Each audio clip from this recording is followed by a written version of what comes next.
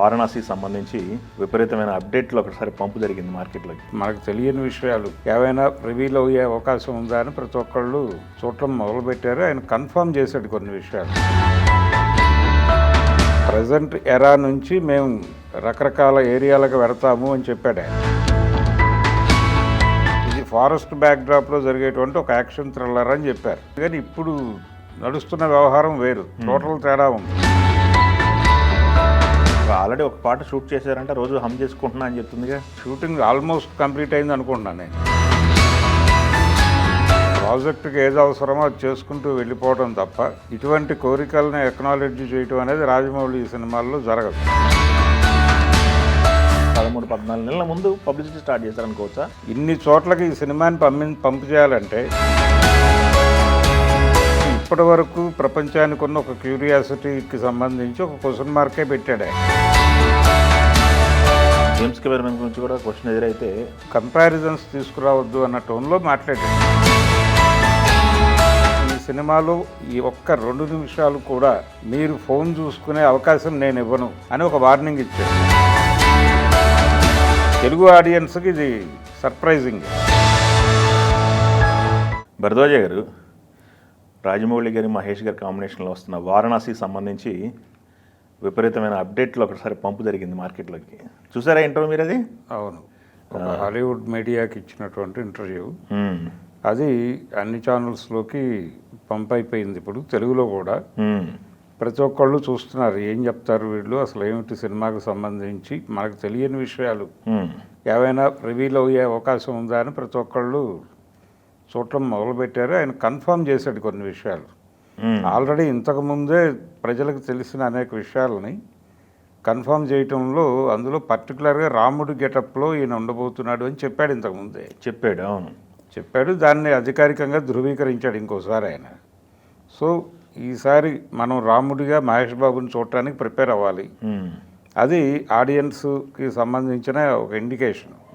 దాంతోపాటు సినిమాలో దాదాపు 20 నిమిషాల పైన పురాణాల ఎపిసోడ్స్ ఉంటాయన్నాడు ఆయన. 25 మినిట్స్ అన్నట్టున్నాడు.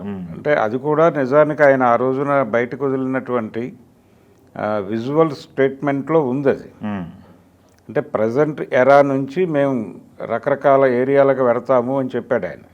యుగ ప్రయాణం ఉంటుంది అన్నాడు. ఈ యుగ ప్రయాణంలో ఈ పురాణాలకు సంబంధించిన వ్యవహారాలన్నీ వస్తాయి.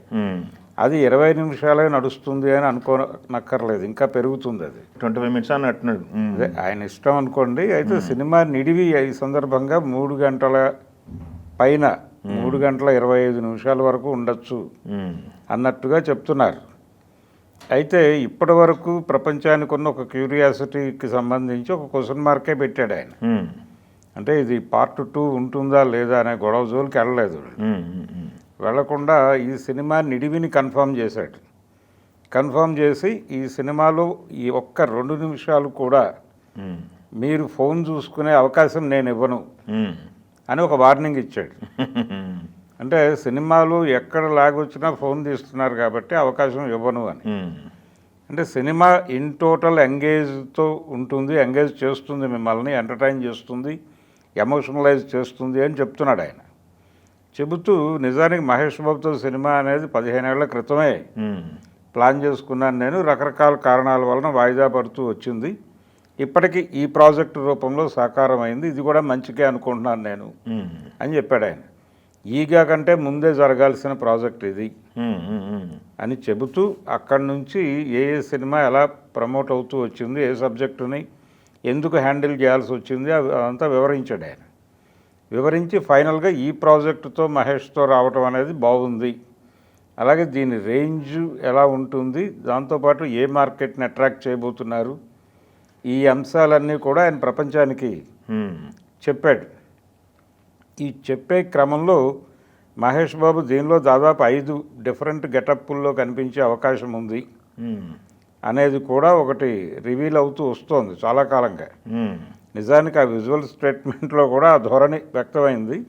ఆ రోజున వేదిక మీద కూడా నడిచింది. అది గెటప్ అయితే ఉంటాయని తెలిసారు కానీ ఎన్ని అనేది కన్ఫర్మేషన్ అవ్వలేదు.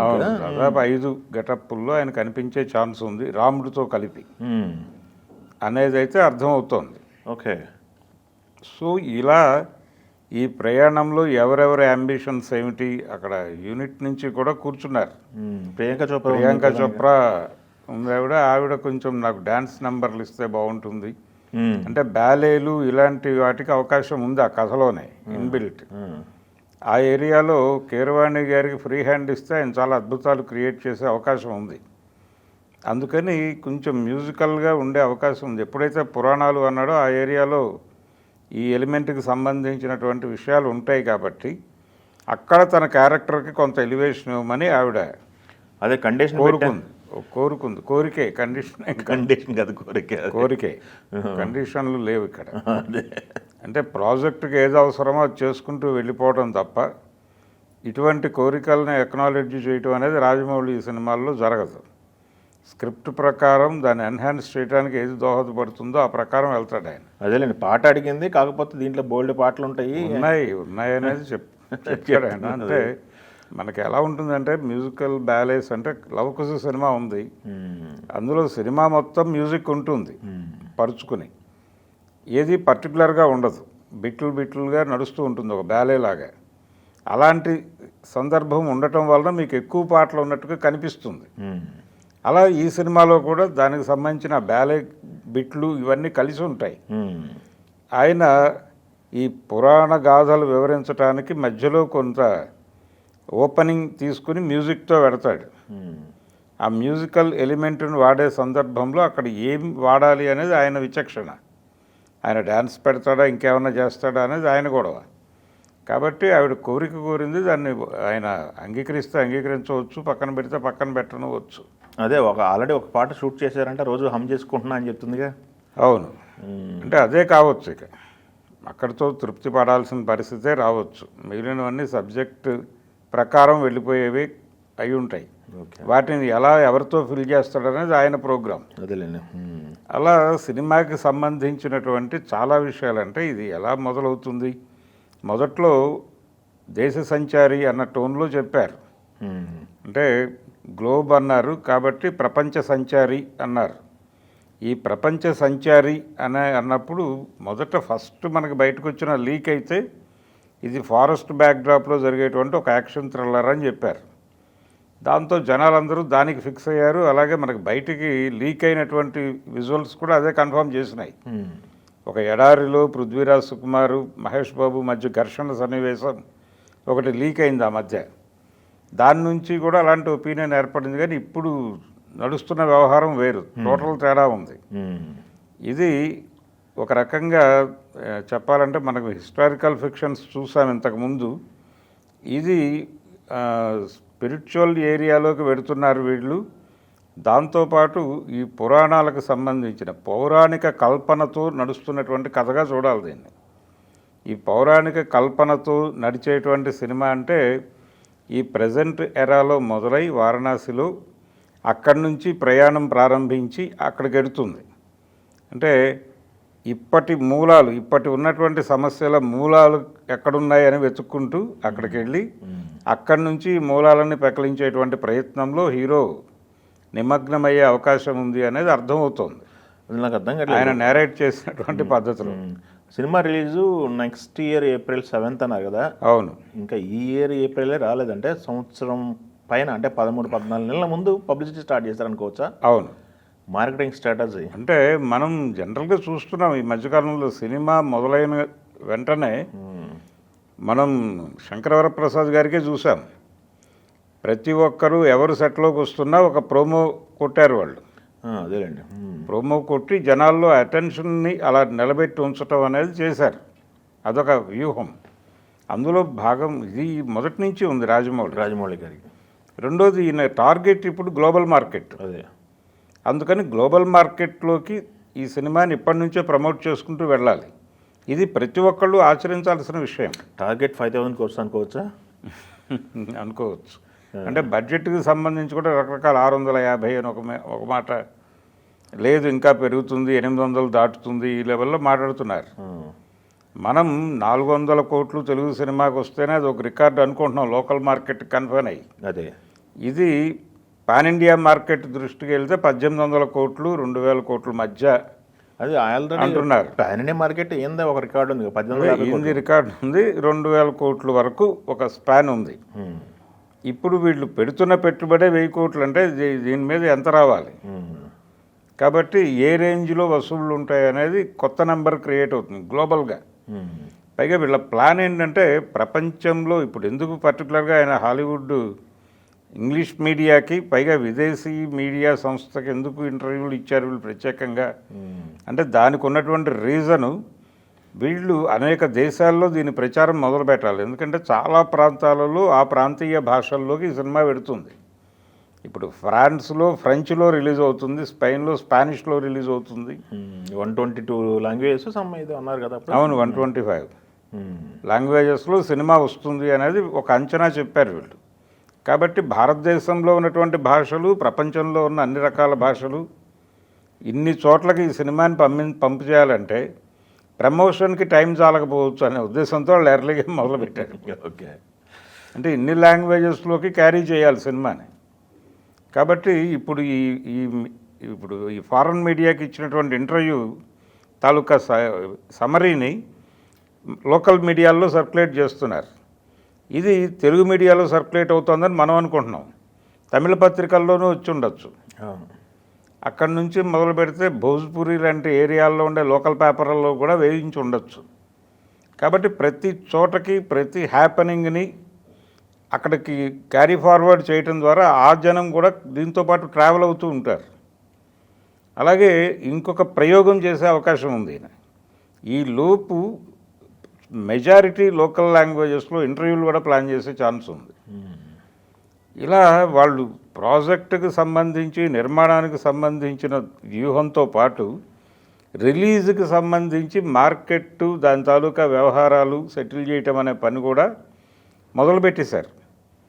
కాబట్టి సమ్మర్ రిలీజ్ అంటే మీరన్నది చాలా దూరం ఉంది, కానీ ప్రమోషన్కి ఉన్నటువంటి ప్రాధాన్యత గుర్తించాడు ఆయన. సినిమాని ప్రాపర్గా పుష్ చేస్తే కంటెంట్ ఉంటే అది డెఫినెట్గా అనుకున్నటువంటి టార్గెట్ రీచ్ అవ్వడం పెద్ద కష్టమేం కాదు. సినిమాలు ఎక్కడ ఫెయిల్ అవుతున్నాయి బాగున్నప్పటికీ ప్రాపర్గా పుష్ చేయకపోవడం వల్ల ఈ మధ్య చాలా అనుభవాలు చూసాం మనం. అదేలేండి. ప్రాపర్గా సినిమాని తీసుకువెళ్ళకపోవడం వలన ఏ మార్కెట్లోకి తీసుకెళ్తున్నామో ఆ మార్కెట్లో ఈ సబ్జెక్టుకు సంబంధించినటువంటి జ్ఞానం ముందు నుంచి ఉండాలి. అది క్రియేట్ చేసుకోకపోతే ఈ సినిమా మిస్ఫైర్ అయ్యే ప్రమాదం ఉంది. పైగా ఇది ఇండియన్ మైథాలజీకి సంబంధించిన వ్యవహారం, మైథలాజికల్ ఫిక్షన్ చేస్తున్నాడు ఈయన. ఈ మైథలాజికల్ ఫిక్షన్ చేస్తున్నప్పుడు దీనికి సంబంధించినటువంటి స్వరూప స్వభావాలు, కంటెంట్కి సంబంధించిన కనీస స్పృహ ఆ భాషల వాళ్ళకి కల్పించాలి. అది కల్పించకపోతే మిస్ఫైర్ అవుతుంది. అందుకని ఇప్పుడే మొదలుపెట్టేశాడు ఆయన. ఓకే, మొదలుపెట్టి చాలా క్లియర్గా వివరించాడు ఎలా జరగబోతోంది, అవతారం అంటే ఏమిటి. జేమ్స్ కెమెరామెన్ గురించి కూడా క్వశ్చన్ ఎదురైతే అవును, ఆయనతో పోల్చొద్దు, కంపారిజన్స్ తీసుకురావద్దు అన్న టోన్లో మాట్లాడాడు. పోటీ వద్దు, ఎవరి స్థాయి వారిదే, వారి స్థాయి నేనేదో దాన్ని రీప్లేస్ చేస్తాను ఇలాంటి మాటలు మాట్లాడొద్దు. అదేలేండి, ఆయన జైంట్ ఆయనతో పోల్చొద్దు అన్నాడు. అంతే, పోలికలు తేవటం అనేది కరెక్ట్ కాదు. ఎవరి స్టైల్ వారిది, ఎవరి పద్ధతి వారిది, ఎవరి వ్యూహాలు వారివి, ఎవరు వచ్చిన అంటే ఆయన వచ్చిన మార్కెట్, ఆయన అబ్జర్వేషన్స్ వేరు, తన స్ట్రగుల్ వేరు. డెఫినెట్గా ఆయనది ఎడ్యుకేషనే ప్రారంభం నుంచి. ఈయనది స్ట్రగుల్. ఈయన లోకల్ మార్కెట్ నుంచి తన దేశంలో ఉన్నటువంటి జాతీయ మార్కెట్ని పట్టుకోవడానికి ఒక యుద్ధం చేశాడు. ఇప్పుడు గ్లోబల్ మార్కెట్ కోసం యుద్ధం చేస్తున్నాడు. అందుకని తన క్యారెక్టర్ని ఆయన కథలో, స్క్రిప్ట్లో కూడా ఈ మూలాలను రకరకాల చోట్ల పెట్టాడు. ప్రపంచవ్యాప్తంగా ఈ వారణాసి ఆలోచన విధానం తాలూకా మూలాలు రకరకాల ఏరియాల్లో లొకేట్ చేశాడు గ్లోబల్గా. అందుకని ఆ ప్రాంతాలన్నీ తిరుగుతాడు ఇతను. ఈ ప్రయాణంతో పాటు దీనికి ప్యారలల్గా పౌరాణిక ప్రయాణం కూడా ఉంటుంది, యుగాల ప్రయాణం ఉంటుంది. వీటి రెండింటినీ ఎలా కలుపుతాడు, 3-4 టైం లైన్స్లో కథ నడుస్తుంది. ఈ 3-4 టైం లైన్స్లో ఉన్నటువంటి కథని ఒక టైం లైన్లోకి తీసుకురావడానికి చేసే కసరత్తు 3 గంటల 20 నిమిషాలు ఈజీగా పడుతుంది. కాబట్టి తెలుగు సినిమా ప్రేక్షకులకి ఇప్పటివరకు చూడనటువంటి ఒక అనుభూతి కలిగించే ప్రయత్నం రాజమౌళి బలంగా చేస్తున్నాడు అనేది అయితే అర్థమైంది. అదే మూవీ లవర్స్ అందరూ తెలుగు ప్రేక్షకులే ఉంది, ఇంకా ప్రపంచవ్యాప్తంగా అంటే పర్టికులర్గా తెలుగుకి సంబంధించి వీళ్ళ కదలికలు ఇక్కడి నుంచి ప్రారంభమయ్యాయి కాబట్టి అదే నేటివ్ ఫీల్డ్ అనే ఉద్దేశంతో తెలుగు ఆడియన్స్కి ఇది సర్ప్రైజింగే. Yes, okay. ఈ సర్ప్రైజింగ్ నెమ్మదిగా మొత్తం అందరినీ కనెక్ట్ చేసుకుంటూ అలా ముందుకు వెళ్తాడు ఆయన. మనం మీమ్స్ చేయటం అంటే ఒక సినిమాలో ఒక పాటని విదేశీ ప్రేక్షకులు కూడా అభినయించి రీల్స్ పెట్టడం అనేది మనం పుష్ప నుంచి మొదలైంది మనకి ట్రెండ్. ఇది కొనసాగుతోంది, ఇప్పుడు చికిరీ పాటతో కూడా కొనసాగుతోంది ఆ ట్రెండ్. అదే త్రిబుల్ ఆర్ కూడా చేశారుగా నాటు. ఇలా సెట్ చేయటం, ఇలా ఒక ట్రెండ్ సెట్ చేయటము, దానిలో మిగిలిన ప్రపంచాన్ని నడిపించటము, చాలా వ్యూహాలు పన్నుతున్నారు వీళ్ళు. అంటే మార్కెట్లను పట్టుకోవడం కోసం పన్నుతున్న వ్యూహాలు ఇవన్నీ. అలా అంటే అక్కడ వచ్చిన రెస్పాన్స్ మళ్ళీ ఇక్కడ మార్కెటింగ్ చేసుకోవాలి. అదే సౌత్ ఆఫ్రికాలో ఒక తెలుగు సినిమా పాటకి డ్యాన్స్ చేశారు ఎవరో అంటే అది ఇక్కడ న్యూసే కదా. ఇలా ఎక్కడికక్కడ దానికి సంబంధించినటువంటి ఎక్స్పెక్టేషన్స్ రేంజ్ని పెంచుకుంటూ వెళ్ళాలి. ఇంత కసరత్తు ఉంది కాబట్టి ఆయన షూటింగ్ ఆల్మోస్ట్ కంప్లీట్ అయింది అనుకుంటున్నాను నేను. మీరా? నాకు తెలిసి ఇంకా ఉంటుందేమో. అంటే కొంచెం ఉంటుంది, మిగిలిందంతా కూడా టెక్నికల్ వర్క్ అయి ఉంటుంది. దానికి సంబంధించిన పని ఉంది. ఈయన పని అయిపోయిన తర్వాత వాళ్ళకి అప్పచెప్పేసి అది అబ్జర్వేషన్లో పెడతాడు. అదే ఈయన టోటల్గా అన్ని లాంగ్వేజెస్లోనూ సినిమాని పుష్ చేయడం కోసం ఈ 1.5 year, ఈ సంవత్సరం 3 నెలలని దాని మీద కూర్చుంటాడు. చూద్దాం. ఓకే. కూర్చుని సినిమాని అన్ని భాషల్లోనూ ప్రాపర్గా లాంచ్ చేసిన తర్వాత ఎందుకు రావు మనం అనుకున్న వసూళ్ళు అనేది చూస్తాడు అప్పుడు.